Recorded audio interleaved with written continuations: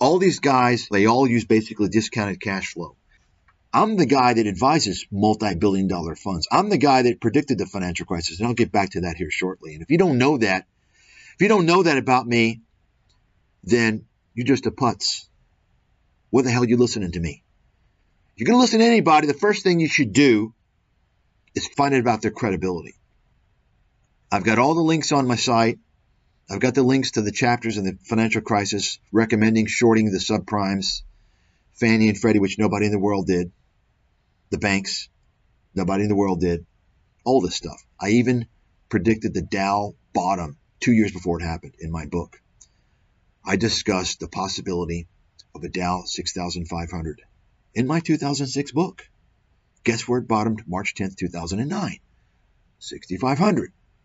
Let me just educate you people.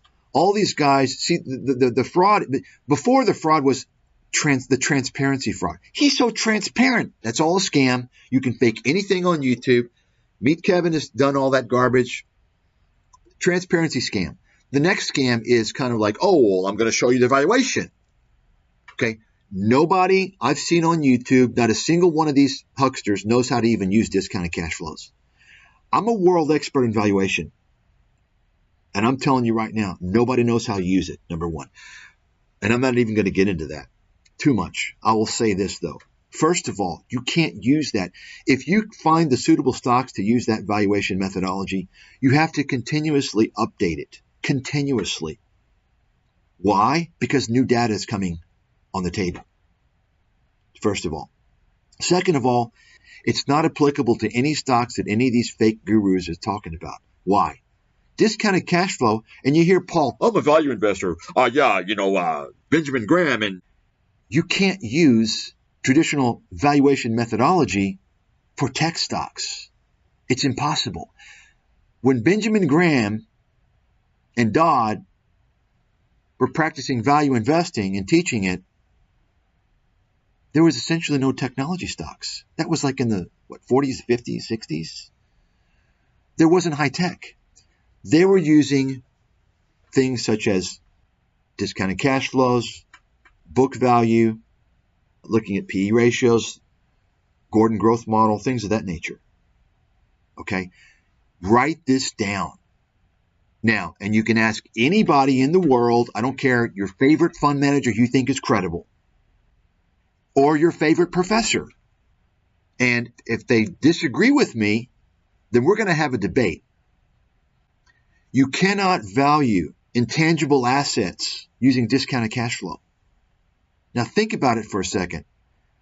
What percentage of, and I'm just going to name, the tech stocks, what percentage of revenues do you think comes from Tesla's, Tesla, what type of assets from Tesla? Intangible or tangible assets? How about Microsoft? How about Apple? The majority of the assets of these companies are intangible. How do you value those using discounted cash flow model? You can't do it. It's impossible. How do you value stocks? You don't focus on the numbers. I'll tell you that right now. My way, I think, is the way. My way enabled me to pick Netflix as a long-term winner in 2008. I put it in a book. To short Blockbuster and buy Netflix if Blockbuster was going to go bankrupt. I made a case study. That's a case study in one of my books. Who's going to do that? So I know how to value stocks. The closest you're going to get to knowing how I do is my boot camps. I'm not going to disclose it.